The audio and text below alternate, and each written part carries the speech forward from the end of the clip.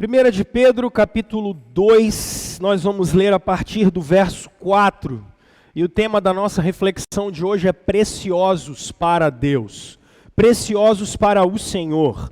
Preciosos para Deus. 1 de Pedro, capítulo 2, a partir do verso 4. Nós temos trabalhado toda a exposição da carta de Pedro e você pode acompanhar com a gente, está nas nossas mídias sociais, plataformas de streaming, está tudo lá, você pode acompanhar. E a gente segue agora no capítulo 2, semana passada falamos dos versos 1, 2 e 3 do capítulo 2, e hoje a gente vai conversar a partir do verso 4. 1 de Pedro, capítulo 2, verso 4, preciosos para Deus. Percebam que ele começa dizendo, à medida que se aproximam dele, a pedra viva, rejeitada pelos homens, mas escolhida por Deus e preciosa para ele. Vocês também estão sendo utilizados como pedras vivas na edificação de uma casa espiritual para serem sacerdócio santo, oferecendo sacrifícios espirituais aceitáveis a Deus, por meio de Jesus Cristo. Pois assim é dito na Escritura: eis que ponho em Sião uma pedra angular, escolhida e preciosa. E aquele que nela confia jamais será envergonhado. Portanto, para vocês, os que creem, esta pedra é preciosa, mas para os que não creem, a pedra que os construtores rejeitaram tornou-se a pedra angular, e pedra de tropeço, e rocha que faz cair. Os que não creem tropeçam porque desobedecem à mensagem, para o que também foram destinados.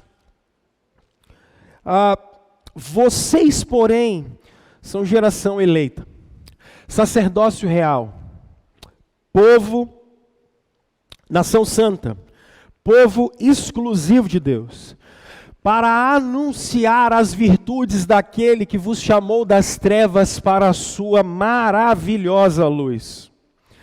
Antes sequer nem erais povo, mas agora são povo de Deus.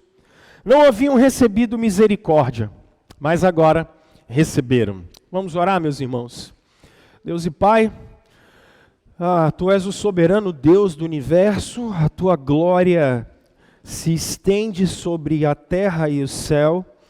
E o que nós te pedimos, meu Deus, é que o Senhor nos ilumine nesse momento, ilumine o teu povo, ilumine a tua igreja, que é tão preciosa aos olhos do Senhor, e que o Senhor ilumine o teu povo para que a gente saia daqui cheio da palavra do Senhor, cheios da iluminação e do teu Espírito, para sermos discípulos do Senhor nessa terra, em nome de Cristo Jesus. Amém. Meus irmãos, preciosos para Deus, e isso me remete a um escritor da metade do século passado, chamado um grande amigo do C.S. Lewis, o Tolkien, quando ele escreve duas obras que são formidáveis, especialmente o Hobbit, mas ele escreve também O Senhor dos Anéis. Tanto uma obra quanto a outra trazem algo que é formidável e central. Especialmente em O Senhor dos Anéis, o Tolkien trabalha o anel. E que anel é esse? É um anel que todas as pessoas que pegam esse anel, eles são dominados por esse anel. Quando eles colocam esse anel no dedo, o mais profundo do seu egoísmo, da sua pecaminosidade aflora. O mais profundo. E o que o Tolkien estava querendo mostrar com isso, ele como um escritor cristão, ele quer mostrar exatamente qual é o efeito do pecado na vida da gente. Se não vigiarmos esse anel chamado pecado, ele acaba com a gente. Mas uma outra coisa o Tolkien quer dizer, quando ele cria um personagem que era muito bonito e muito vistoso, chamado Sméagol. E o Sméagol era muito bonito, e ele era muito alegre e vistoso mesmo, fortão. Só que o problema é que quando ele descobre o anel, toda a maldade do coração do Sméagol vem para o lado de fora. E ele não consegue mais pensar em outra coisa a não ser no anel. E esse anel, Sméagol chama de My Precious, meu precioso. Ele não consegue fazer mais nada a não ser olhar para o anel. Ele abandona a sua vida, ele não consegue mais comer, ele come só carne podre, carne crua, ele vive nas cavernas, porque ele vive para o anel.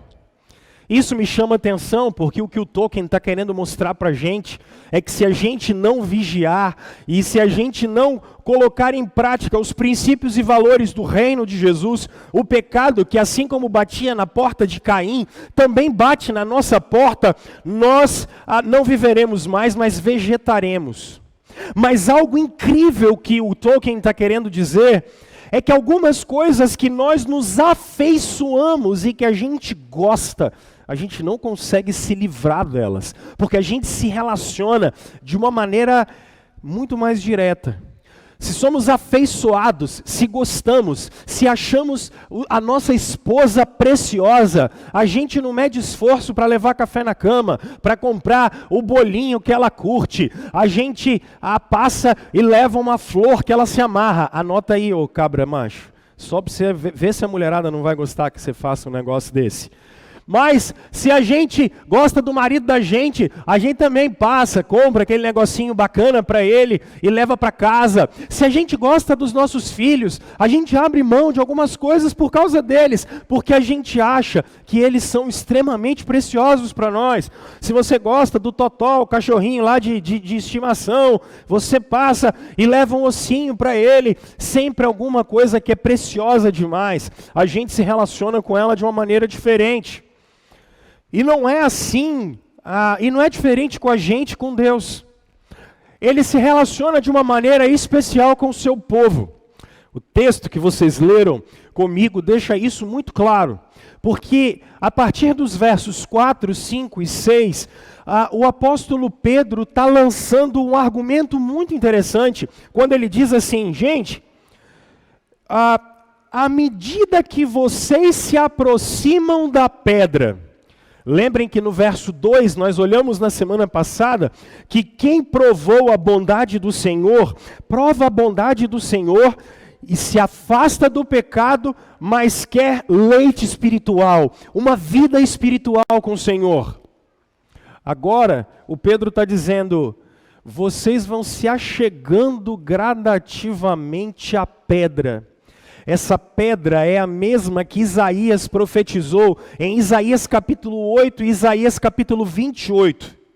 É a pedra angular. Algumas versões está a pedra de esquina. E que pedra é essa? Essa pedra é Jesus Cristo. Pedro vai dizer que essa pedra foi rejeitada pelos homens. Mas para Deus, essa pedra é eleita, preciosa, ele vai dizer.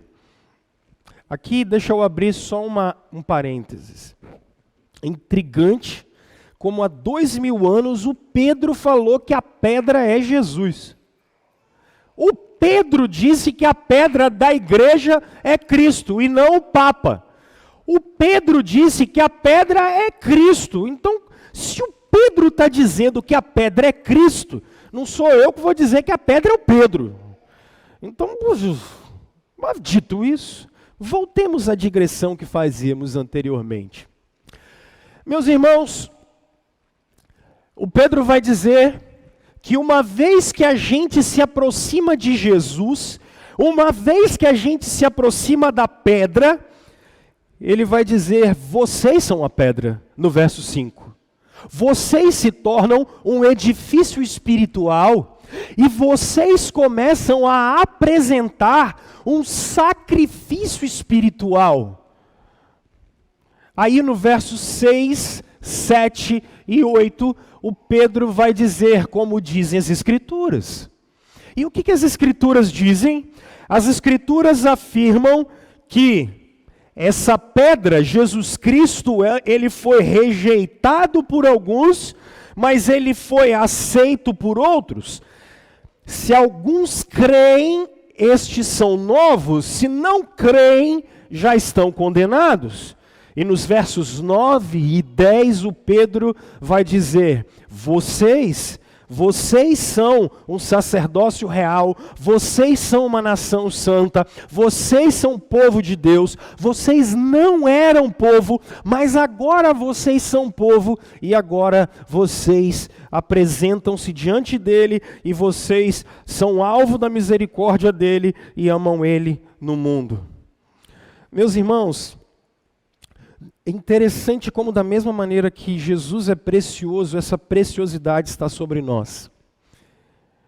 E se vocês observarem, por que somos preciosos para Deus? Em primeiro lugar, exclusivamente por causa de Jesus. Olhem o verso 4 comigo, meus irmãos. Por que somos preciosos para Deus? O texto bíblico diz: à medida que se aproximam dele, a pedra viva, rejeitada pelos homens, mas escolhida por Deus e preciosa para ele. Gente, não existe outra maneira de se relacionar com Deus a não ser por intermédio de Jesus Cristo. Não tem. Não há outra maneira. Pastor Rômulo, por quê? Vamos até o Evangelho de Marcos, meus irmãos. Deem uma olhada, por favor, no capítulo 13 do Evangelho de Marcos. Evangelho de Marcos, capítulo 13. Olha que coisa curiosa. Evangelho de Marcos, o segundo evangelho. Olha o que o texto bíblico diz, nos versos 1 e 2. Começo só com o verso 1. Quando ele estava saindo do templo, um dos seus discípulos lhe disse: olha, mestre, que pedras enormes, que construções magníficas. Jesus está no templo de Jerusalém. N.T. Wright vai dizer uma coisa interessante, é um teólogo anglicano muito bom. N.T. Wright diz o seguinte: gente, não existe na antiguidade nenhum tipo de relação com Deus que não fosse no templo. O templo era o lugar onde fazia-se política, o templo era o lugar onde praticava-se a religião. Quando os judeus olhavam para o templo, era o lugar em que Deus habitava. Quando eles olhavam Jerusalém, era o lugar em que Deus habitava. O templo era o lugar em que Deus morava no meio de Israel. E aí os discípulos olham aquelas construções do segundo templo e eles dizem: mestre, que construções! Mestre, que pedras! Jesus diz no verso 2: você está vendo todas essas grandes construções? Perguntou Jesus. Aqui não ficará pedra sobre pedra, serão todas derrubadas. Todas. Meus irmãos, o tempo de se relacionar com Deus através de um templo acabou há 2000 anos. O tempo de se relacionar com Deus através de irmos a um lugar acabou há 2000 anos. O lugar em que o céu encontra-se com a terra foi na cruz. O lugar de adorar a Deus, em que o céu tocou a terra, foi quando a Virgem concebeu e deu à luz um filho. E o templo de Deus habitou entre nós. O Verbo se fez carne. A pedra é Cristo. O lugar de se relacionar com Jesus, ou o lugar de se relacionar com Deus, é aonde Jesus está. é em espírito e em verdade. Isso é grandioso, meus irmãos, porque às vezes nós não pensamos e não refletimos isso. Todos vocês, quando oram, eu ensino minhas filhas a orar já tem muito tempo. Como é que vocês oram? No final vocês falam, em nome de... Porque Ele é o templo. A glória de Deus não está num lugar. A glória de Deus é Cristo. A glória do Senhor é Cristo. Como adoramos o Senhor de hoje? Através de Jesus, meus irmãos. O que o Pedro está dizendo é que por que é que somos amados? Porque Cristo é o amado. Deus nos amou em Cristo, porque Deus olha para você com misericórdia por causa de Cristo. Porque Deus olha as suas aflições por causa de Cristo. Por que é que Deus nos levará em glória para a eternidade? Por causa de Cristo. É tudo sobre Jesus, meus irmãos.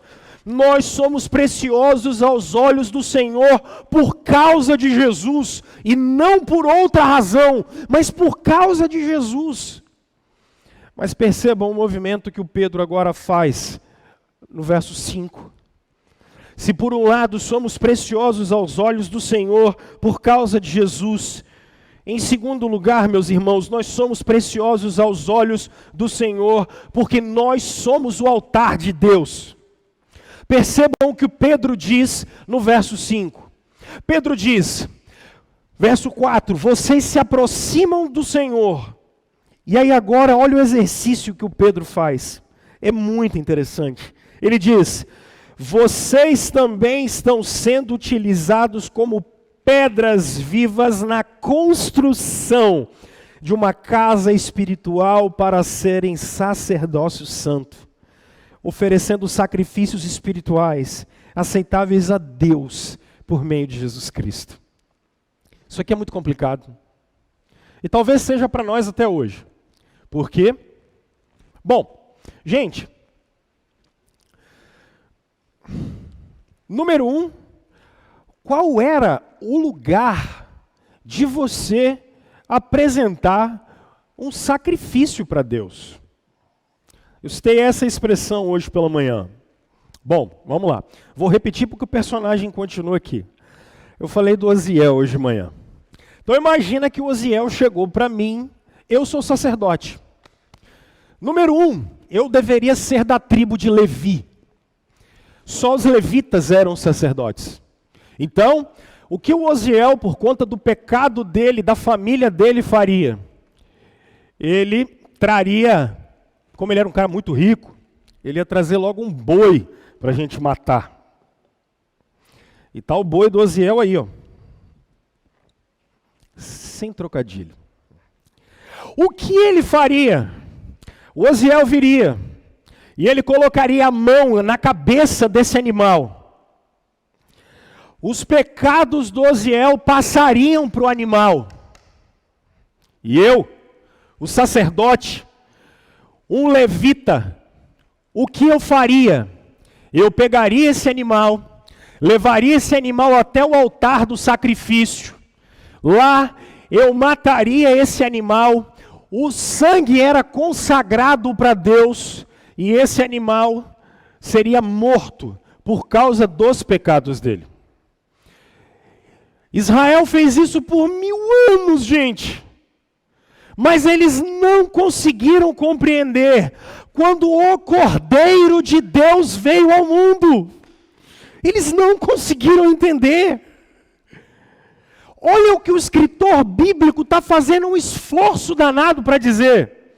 Ele está dizendo, os rituais acabaram. Mas por quê? Porque nós já temos um sacerdote. Aí você diz, o Rômulo é o meu pastor e tudo me sobrará. Não! O sacerdote é Jesus. Por quê? Porque quando eu morria, o meu filho ficava no meu lugar. E quando o meu filho morria, o meu neto ficava no meu lugar. E quando o meu neto morria, o meu bisneto entrava.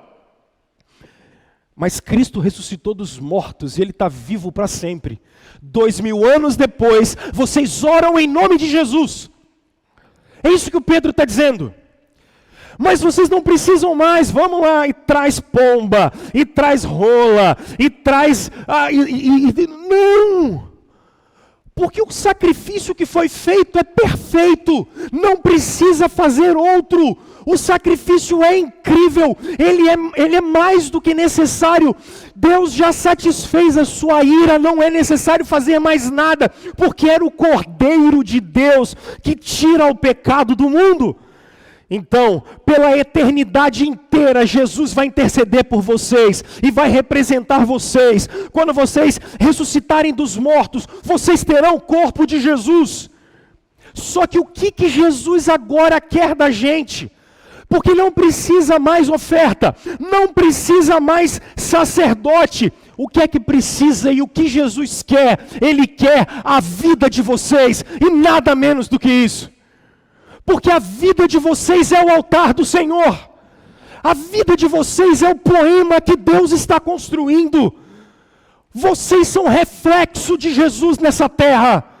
Ele diz, se Jesus é a pedra que construiu o edifício, ele diz, cada um de nós é um pedaço desse edifício que Jesus Cristo está construindo. Meus irmãos, essa é a beleza do cristianismo, vocês são cooperadores de Jesus. Vocês são uma moldura do que ele fez. Não tem mais ritual nenhum, gente. O único ritual é a sua vida. Pastor, melhora isso para mim. Meus irmãos, Jesus não quer nada menos do que a minha vida. Jesus não aceita menos do que a minha vida. Porque ela é dele. Ele conquistou. Então olha só. Você saiu de casa... Tem uma mulherada que começou a se arrumar 3 horas da tarde para chegar aqui às 6. E tá bonita, embalada a vácuo. Os homens botaram a roupinha de ver Deus e vieram. Tem aquela roupa que a gente usa só domingo, né, para ver Deus. Aquela é mais santa. E a gente às vezes é crente de domingo. É isso aqui que é contra. Não dá para ser crente de domingo. Para nós, não existe essa história de sagrado e profano. Para a gente não existe isso. Isso aqui é de Deus, isso aqui não é. Minha é a terra. Não existe nada que não é do Senhor. É tudo dele.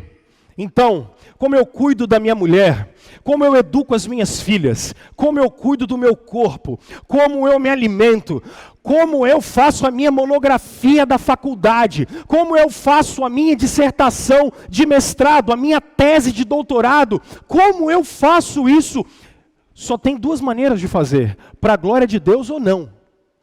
Como eu me relaciono com as pessoas, ou é para a glória de Deus ou não é. Não existe esse negócio de sagrado e profano. Isso não é nosso, isso é catolicismo romano.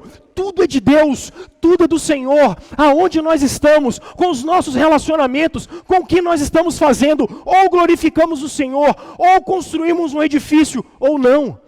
Não há como fazer negócios sem isso ser para a glória de Deus. Não há como. Ou fazemos para a glória de Deus, ou agradamos a Babilônia. Ou somos um edifício, ou não somos. Jesus só quer uma coisa de vocês. Não é dízimo, não é oferta, é a sua vida. Jesus não precisa de nada de vocês. Porque vocês já são dele. Nós somos o altar do Senhor. Por isso, a nossa vida deve refletir essa glória, meus irmãos, em cada esfera da nossa vida. E é isso que estamos precisando como cristãos. O mundo está precisando ver a glória de Deus a partir das nossas vidas. E eu vou conversar com vocês isso mais profundamente daqui a pouquinho. Nos versos 9 e 10. Irmãos, preciosos aos olhos de Deus. Mas por que, gente boa? Primeiro, única e exclusivamente por causa de Jesus. Segundo, porque nós somos o altar do Senhor. Não se esqueça disso. Terceiro, olha como a leitura é incrível. Percebam 1 de Pedro, olha os versos 6 e 7. Pois assim é dito na Escritura. Aqui ele vai citar especificamente Isaías 28 e depois Isaías 8. Eis que ponho em Sião uma pedra angular, escolhida e preciosa. E aquele que nela, percebe? Confia. Você vai observar que a palavra fé, confiança, crer, vai aparecer várias vezes. Conte. A primeira, aquele que nele confia, nela confia, jamais será envergonhado. Portanto, para vocês, os que, olha lá, creem. Esta pedra é preciosa, mas para os que não creem, de novo, a pedra que os construtores rejeitaram tornou-se a pedra angular, e pedra de tropeço, e rocha que faz cair. Os que não creem tropeçam, porque desobedecem a mensagem, para que também foram destinados para isso. Irmãos, preciosos para Deus, se em primeiro lugar, por causa de Jesus, se em segundo lugar, porque nós somos o altar do Senhor, em terceiro lugar, é sempre através da fé, só a fé. Toda vez que você estiver lendo uma perícope bíblica, e a passagem repetir várias vezes a mesma expressão, não é à toa. Todo escritor bíblico, quando faz isso, independente do gênero literário, ele está querendo te comunicar alguma coisa especial através daquilo. Ele está repetindo a mesma coisa, a mesma coisa. Quando são livros poéticos, melhor ainda, porque aquela que é a ideia central do texto. Jesus é o centro. Nós somos o seu altar. E como é que a gente se relaciona com ele? Pela fé. Pela fé. E só pela fé. Irmãos, deixa eu contar uma experiência que eu tive um dia desse atrás. Vou contar duas, mas a primeira é essa. A Aline e eu temos um acordo familiar. E o nosso acordo é nos relacionarmos intencionalmente com pessoas que não são crentes. Esse é um acordo nosso. Nós queremos levar para nossa casa e nos relacionar com pessoas que não conhecem a Jesus, que não sabem quem Ele é.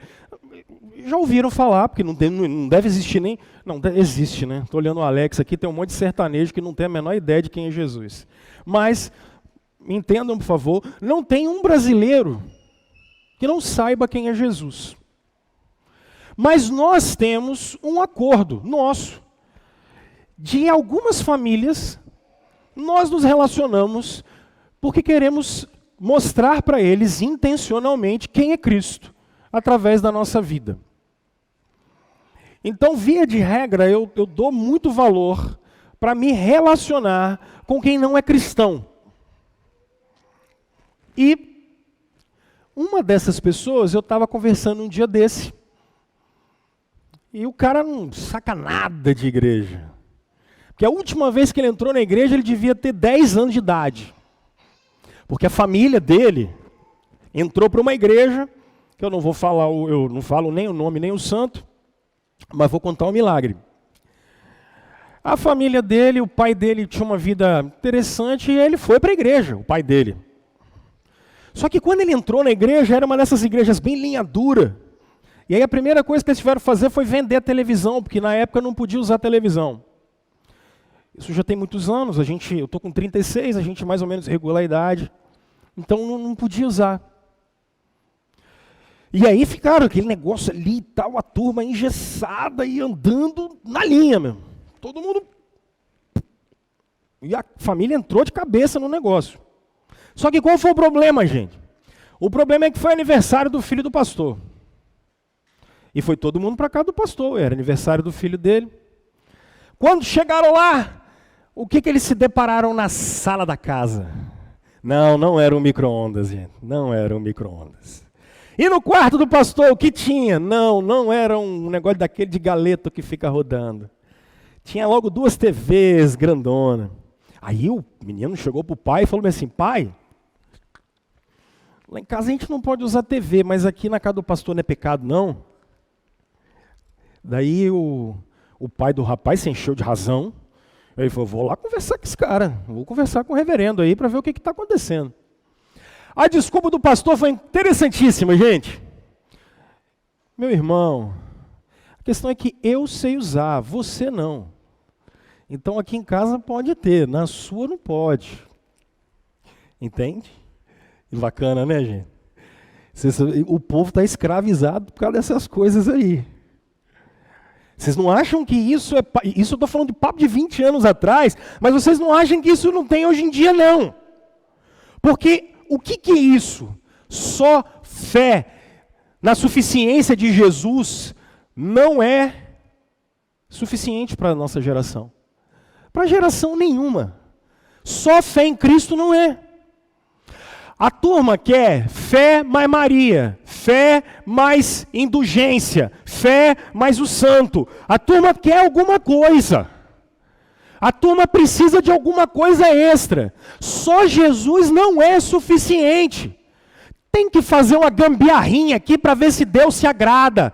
Tem que fazer um melhorzinho aqui para ver se Deus se agrada.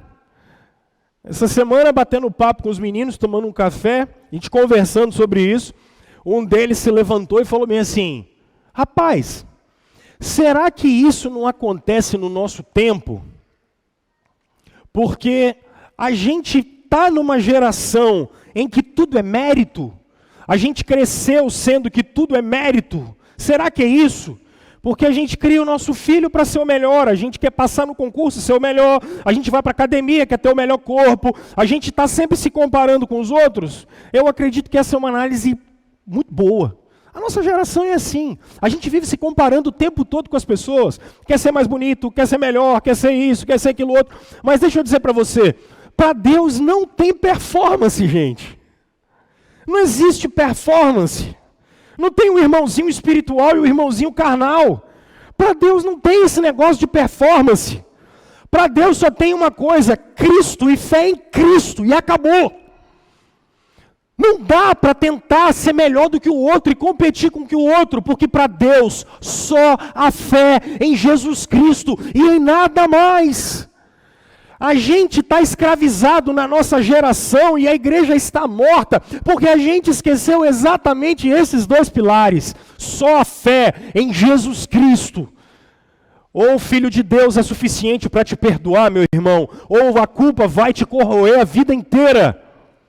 Ou o sacrifício de Deus, de Jesus naquela cruz é suficiente, ou a culpa, o remorso, a insuficiência vão tomar conta da sua alma o resto da sua vida. Você vai ficar enganado o resto da sua vida, porque não é sobre performance religiosa, é sobre Jesus e fé. Crer em Jesus. Pastor Rômulo, o que é crer em Jesus? Meus irmãos, crer em Jesus é quando você tem uma identificação plena com Ele e acabou. É quando você olha para você e você não se vê sem Jesus. Falar de Deus no século 21 é muito genérico. Deus para lá, até ateu fala Deus te abençoe. Agnóstico fala vai com Deus. Quando nós estamos falando de Deus, nós estamos falando de Pai, Filho e Espírito Santo. Quando estamos falando de Deus, nós estamos falando de Jesus Cristo, o Deus encarnado. É o Cordeiro de Deus que tirou o pecado do mundo, é fé nele, e só nele, é confiança de que Ele nos perdoou, de que Ele nos deu uma nova vida, e acima de tudo, de que Cristo vai voltar. E as nossas orações são ouvidas por causa dele, pelos méritos dele. É sobre Jesus, pessoal. É fé em Cristo. Somos preciosos para Deus por causa de Jesus. Somos preciosos para Deus porque nossa vida é um altar para Ele. E somos preciosos para esse Senhor pela fé. Pela fé. Mas somos preciosos a Deus, para Deus ainda. Olha os versos 9 e 10. Aqui é o clima. Gente, criança é a coisa mais deliciosa que tem, né? Esse barulho é muito gostoso. Oh. Uma das coisas que eu estou sentindo falta na igreja é de criança. Lugar que só com a gente que é velho, de barba branca, é muito ruim. Tem que ter uns foguetinhos correndo para os diáconos brigar. Criança faz falta, gente, faz. Aqueles meninos aqui na frente, ei, sai logo umas 25 vacinas. Isso, olha que coisa linda. Pai, tá te chamando, pai, olha lá em cima. Ó. Ah, criança é gostoso demais, gente. Lorenzo, grande Lorenzo. Isso aí, enquanto tem criança, o lugar está feliz, está lindo. Tem que ter um monte de menino. Presente de Deus, né? Vamos lá. Vocês são a raça eleita, sacerdócio real, nação santa, povo de propriedade exclusiva de Deus, a fim de proclamardes as virtudes daquele que vos chamou das trevas para a sua maravilhosa luz. Vocês antes não eram povo, mas agora vocês foram alvo das misericórdias de Deus. Olha que coisa bonita. Se você for falar isso no primeiro século, isso aqui soava como uma bomba. Mas por que isso aqui soava como uma bomba? Porque, imaginem bem, quando ele diz, vocês são uma nação santa. O que é que está na cabeça do leitor ou de um cristão do primeiro século? Vamos até o livro do Êxodo no capítulo 4. Olha o livro do Êxodo, capítulo 4. Olha o verso 22. Livro do Êxodo, capítulo 4. Olha o verso 22. Ok? Depois diga ao faraó que assim diz o Senhor, Israel é o meu primeiro filho. E eu já lhe disse que deixo o meu filho ir para prestar-me culto, mas você não quis deixá-lo. Por isso, matarei o seu primeiro filho. Pastor, mas eu sempre pensei que o Filho de Deus era Jesus Cristo. Bom, e é verdade. Só que antes de Jesus, Israel é chamado de Filho de Deus. Só que Israel falha miseravelmente na missão de glorificar o Senhor. E nessa medida do plano, o próprio Senhor vai se encarnar para poder fazer aquilo que essa nação não conseguiu fazer em momento nenhum da história. Pelo contrário, eles são idólatras o tempo todo. Isso aqui é incrível, gente. O que o Pedro está dizendo para uma igreja formada de judeus e gentios? Pedro está dizendo mais ou menos assim, eu usei essa expressão pela manhã. Israelitas, boa noite. Se você ir olhar para mim e falar assim, pastor, você está doido? Aqui só tem brasileiro. A gente é cariacicano. Brincadeira, cariaciquense. A gente é cariaciquense. Você está chamando a gente de israelita? É o que Pedro está fazendo. Ele está chamando o pessoal da Ásia Menor. E se você olhar aí no verso 1 do capítulo 1, quando eu fiz a primeira exposição, ele está chamando o pessoal do ponto da Ásia, da Galácia, da Frígia, ele está chamando essa gente de israelita. Mas o Pedro está indo mais profundo. Quando ele os chama de sacerdotes, Pedro está chamando todo mundo de levita. Aí, eu falei isso de manhã. Tem uma turma que fala assim, mas eu sou levita, pastor, eu toco. Você está 2000 anos atrasado. Só para te dizer. Essa conversa fiada, pelo amor de Deus, já tinha que ter morrido há muito tempo. Eu não sei nem como é que tem uma turma que ainda fala essa gambiarra. Não, você não é levita. Não é levita. Você não é da tribo de Levi. Para com essa gambiarra teológica, esse monstrengo ambulante. Mas o que o Pedro está fazendo, ele está chamando todos de levitas. Porque ele diz, vocês são sacerdote. Vocês são sacerdócio. Pedro está dizendo, todos vocês são propriedade exclusiva de Deus. Do mesmo jeito que Deus adotou Israel por meio de Abraão Pedro está dizendo, vocês também foram adotados. Vocês se lembram qual foi a promessa de Deus para Abraão? Sai da sua terra, sai da sua parentela e vai para a terra que eu te mostrarei. De ti eu vou fazer uma grande nação e em ti serão benditas todas as nações da terra. Abraão, abandone Terá, o seu pai agora sou eu. Sai do meio dos seus parentes.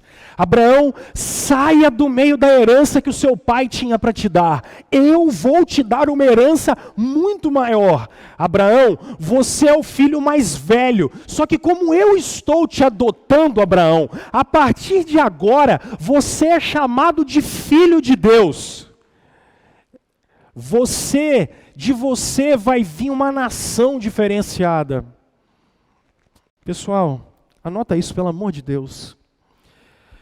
Vocês são preciosos para Deus, porque vocês são parte da missão dele. Preste atenção nisso agora.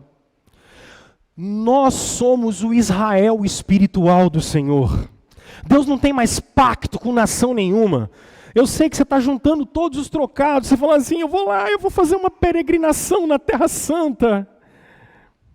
Um irmão, tempo desse atrás aí, uma irmã, na verdade, há uns 2 anos, me confidenciou um negócio que um irmão já tinha me confidenciado essa semana, ele falou de novo, de uma certa igreja aqui na cidade, que você dá 100 conto e o cara bota o seu nome dentro de um envelope e leva o seu nome lá para Jerusalém para orar por você. E está aqui na cidade. E enche, hein? E enche. O único Israel que Deus tem é o espiritual. Se você quer ir para a Terra Santa fazer turismo, beleza. Mas se você quer ir para Jerusalém atrás de um ardor espiritual, meu filho, vai para Dubai que é mais bonito. Vai para a Europa que é melhor. Dá um pulo, vai fazer um tour pela Macedônia. Sei lá, conhecer a Grécia. É melhor, mais bonito. Vai para o Egito, ver o Cairo, andar no Nilo. Vai lá, vai para Taiwan, vai ver as luzes de Nova York, porque Jerusalém é feio demais aquele negócio. Eu quero dar um pulo lá para tentar conhecer a história da parada. Agora, tem alguma coisa espiritual lá? Não, nada. Por quê? Porque onde é o trono de Deus nos céus? Onde Deus está morando na glória? Desde que ele subiu aos céus e como um grande sumo sacerdote, Lucas 24, ele abriu os braços e nos abençoava, e até hoje ele nos deu o seu Espírito. O Senhor Jesus está aqui. Ele não está parado em Jerusalém, ele não está dentro de um templo, ele não é de denominação A, B, C, D, ele não é presbiteriano, maranata. Jesus não é dessa vibe. Jesus é o rei da criação, ele é o rei sobre todas as coisas. E aí, tem gente dos 4 cantos da terra que Jesus está chamando para se tornar o seu Israel, o seu povo. Gente que confessa a ele como seu único e suficiente Salvador. Agora olha que coisa maravilhosa, gente. No Antigo Testamento, o que acontecia? No Antigo Testamento era a festa da Páscoa, uau, vamos a Jerusalém adorar. Nossa, era a festa de tabernáculos, vamos a Jerusalém adorar. Era a festa das cabanas, era a festa das colheitas, vamos até Jerusalém adorar. O que Pedro está dizendo é que vocês são parte da missão de Deus, porque vocês não eram povo, mas agora vocês são povo. Ele transformou gente que não merecia, gentios, em povo. Podemos clamar em nome de Jesus, ele é o nosso rei. Não é uma porta, é uma janela da graça que vai fechar, não. Essa porta está aberta até o dia da volta dele.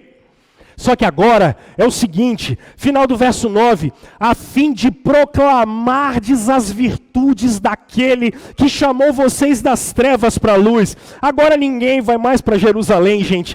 Agora nós vamos para as nações. Agora nós vamos avisar ao mundo que tem um rei reinando. Nós, os discípulos de Jesus, os salvos pela graça, agora nós proclamamos as virtudes desse rei, aonde nós estivermos, fazendo o que estivermos fazendo. Seja ali na esquina, seja na padaria, seja na nossa reunião de família, seja na escola, seja onde a gente estiver. Nós somos preciosos para o Senhor, porque Ele nos deu o privilégio de proclamar as virtudes dEle, meus irmãos. Vocês têm noção do que é isso? Não perca tempo. Não perca tempo. Tenha intencionalidade. E eu vou usar uma coisa que eu não usei pela manhã, mas agora à tarde, refletindo. Eu preciso bater nesse ponto com vocês. Intencionalidade.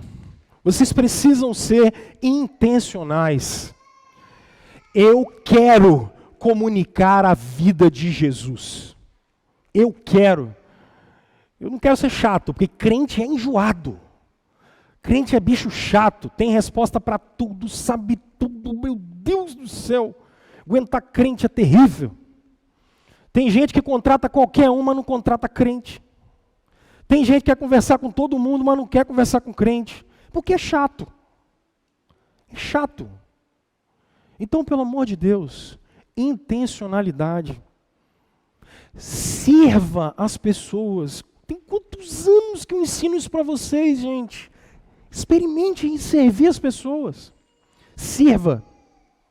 Eu vou fazer uma ilustração que eu fiz há uns 2 ou 3 anos pregando aqui. Amanhã, você vai levantar de manhã e vai para o trabalho. Passa na padaria. Eu trabalho com 4 pessoas. O unha de fome gasta R$4 e compra um serenata para cada um. Aí você joga álcool, porque tem esse negócio de desinfectar, né? E dá para o pessoal do seu trabalho. Você vai achar a coisa mais incrível. Eles vão olhar e falar assim, mas por que isso? Você está doido? Hoje não é meu aniversário.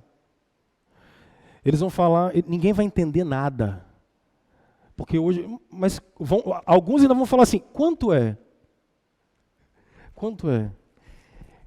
Dividir isso com vocês, eu não falei de manhã, não estava no script, mas agora à tarde eu coloquei. Um dia desse, as meninas da nossa SAF juntaram umas roupinhas de bebê, eu fui levar para uma moça que estava precisando de umas roupinhas de bebê.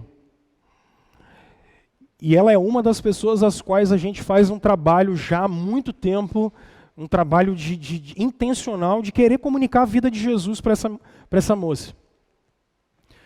Me deu na cabeça de comprar uma linguiça defumada e levei para ela de presente, junto com as roupas. Porque as roupas eram para a sobrinha, que ia nascer. Gente, ela não queria aceitar. Eu não queria aceitar. Ela falou, mas o que é isso? Eu falei, não, isso aqui é um presente. Mas por quê? Por nada, nós não estamos dando presente para a criança. Eu quero te dar um presente. Isso aqui é para você saber que o que Jesus faz por nós é de graça. Eu só falei isso. Mas Tico não bateu com... Ela não conseguia aceitar. Não conseguia aceitar. Não aceitava de jeito nenhum. Esse é o mundo que vocês vivem. As pessoas vivem brigando, se matando, se digladiando. E nós temos a vida de Jesus para comunicar. Experimenta fazer isso. Vai lá, leva uma cocada baiana para alguém, já que você não tem R$1 para comprar um serenata. Quanto é que é uma cocada baiana? Pega com a Erlete lá uma cocada daquela da Erlete, embrulha ela e leva. Gente, o que aconteceu com a gente precisa contar para as pessoas, cara. A mudança que aconteceu conosco, a gente precisa falar para as pessoas. Essa moça, ela vai se batizar. Já tem uns 4 anos que a gente tem um trabalho específico com ela. Deus é tão bom que ela não vai se batizar aqui. Que é para a gente não parar. Porque necessariamente a gente não quer que as pessoas se tornem presbiterianas. A gente quer que elas se tornem filhas de Deus. Com um novo nascimento. Isso é o mais incrível. Cocada baiana, anota aí. Qual é a receita da cocada, Irlete? Fala para nós a receita da cocada. Gente, nós não temos tempo para perder.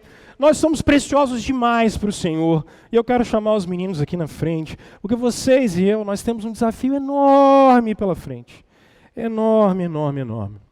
Esse desafio de anunciar as virtudes daquele que nos chamou das trevas para a sua maravilhosa luz. Preciosos para Deus, gente, por causa de Jesus.